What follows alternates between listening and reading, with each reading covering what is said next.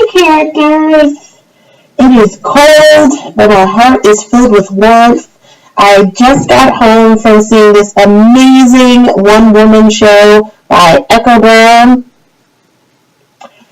called Black Virgins Are Not for Hipsters, and it was fantastic. She has toured it all over Europe, she's toured it all over the US, and she has shows out here in the Bay Area, and I was so fortunate to be able to see it finally tonight, and it just filled my heart with so much. She really just opened up her entire life story, and it was so well crafted, and I just fell in love with her way of sharing this whole circular story about her being a black woman in America and trying to find love in a real and honest way, and the experiences that led to her being uncomfortable or having shame or fear or terror around dating and being in love and falling for someone. And this was just such a great experience for me personally, because I've been storytelling for 8 months now, something around that,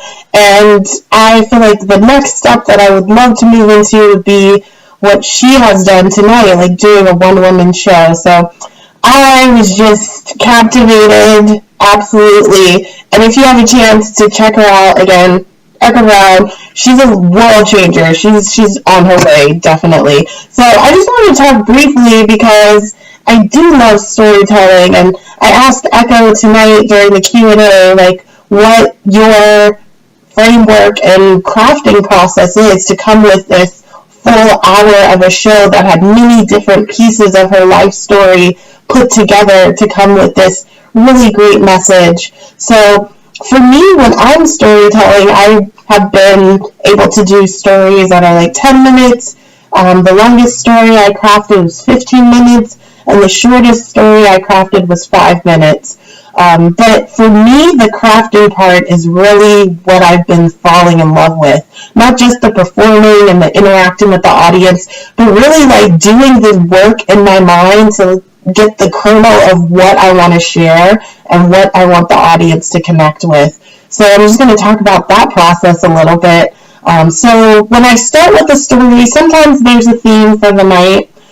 For example, I just did one where the theme was we had to talk about our childhood pop culture obsessions, and I talked about the Babysitters Club. So the story wasn't actually just about the Babysitters Club, but that was the theme of my story, was on the Babysitters Club.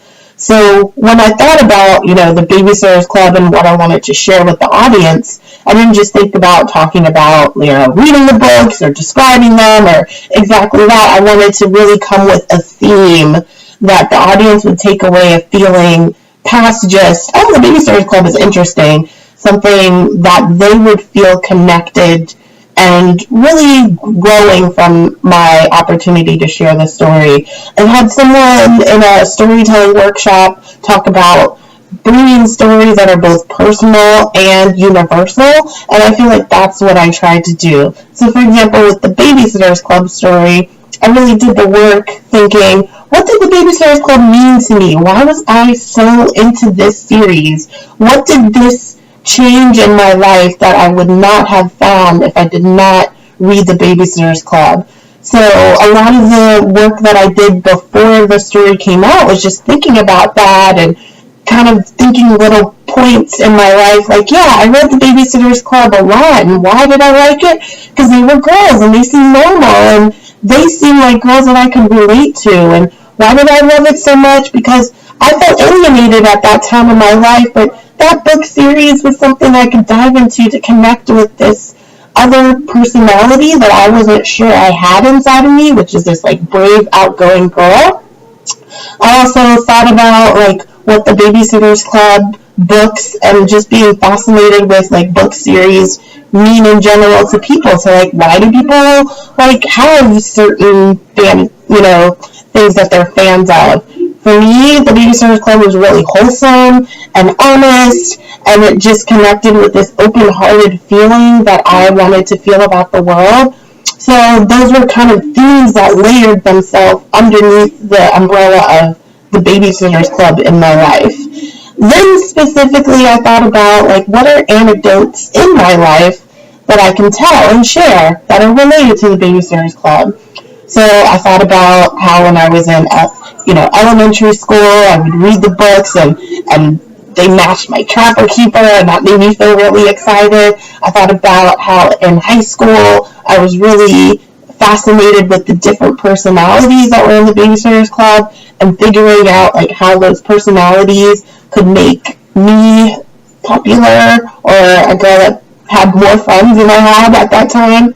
Then I also thought about, like, what was a theme in my life when I felt like I was acting out or really connected with something that the Babysitters Club taught me. So then I reminded myself of a time where I was kind of acting out the Babysitters Club series, which was when I was an orientation leader, and I was in charge of, these younger generation and showing them things.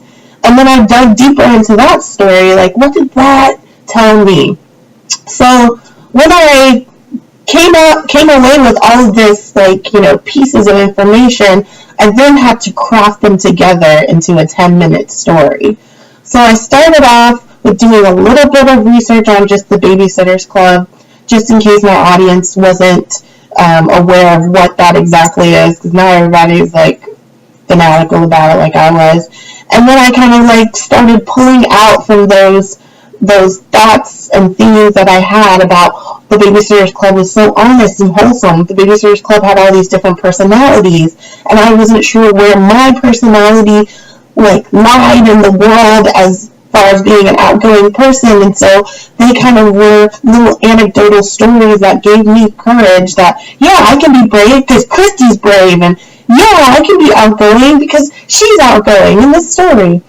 Then I wanted to build upon the theme of talking about my experience and what I learned from that, because I found that in my storytelling craft, it's been really important to think about stories where I've transitioned, where I started one way and then I ended up another way. I think that's the most impactful way to think about storytelling. I want to tell you something that changed me so that you come away with an understanding of my humanity and my growth. And hopefully you have a little bit of feeling that you can go through that too and see the change and beauty of the world. So I shared this Babysitter Club story performance here on the page. You can check that out. I performed it twice now, and I'm feeling really good about it. Like, I really enjoy the arc and where it came from, the beginning and middle and end. And I saw that overall the theme and the kernel that was really coming up in all the little notations that I made and the thoughts that I made was really the Babysitters Club made me understand how to be my true self, because I was able to read these examples of these girls living their true selves. And it encouraged me to become that person, which was scary for me as an introvert and as a shy person, to be like, yeah, this is my personality, and I'm going to be that person and understand if people can embrace it or not. So that was the theme, like, being my true self. And through the anecdotes of the Babysitters Club, I was able to relate that theme to the audience of finding your true self and that value.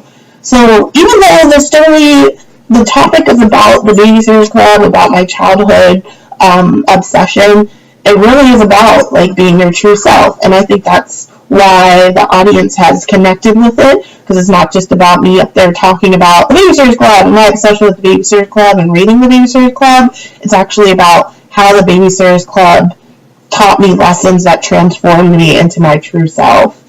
And just a little more about the crafting, and you can see behind here, this is I'm in my apartment right now. This is my wall. This is a thing that I do that helps me remember, because, performing is sometimes intense, and there's lights and people staring at you and people coughing and talking. So to just, like, practice beforehand, one thing that I do, because for me, writing things out helps me remember them. So I literally write out my story on my wall, as you can see here. This is like way that I've done, and you can get these really great pens that help you write on windows. And then I stand here and I practice it and I recite it and I recite the beats and I keep going over and over it. And then I have found now that when I'm performing on stage, if I get to a point where, I kind of lose my train of thought, I just imagine standing right here and thinking, what is the next beat that I need to roll into? So that has been really good for me in getting comfortable on stage and performing, because I don't want to go up there unprepared, and I want to feel like I'm ready to kill it. And this is one way that I've done that I'm probably going to keep on, because it's comfortable for me to write things out. It's comfortable for me to practice. And I've seen that when I get on stage, I can mentally pull myself back here, and I'm thinking, what did I write on the wall, that part? It was right after that other part. I can slip into that.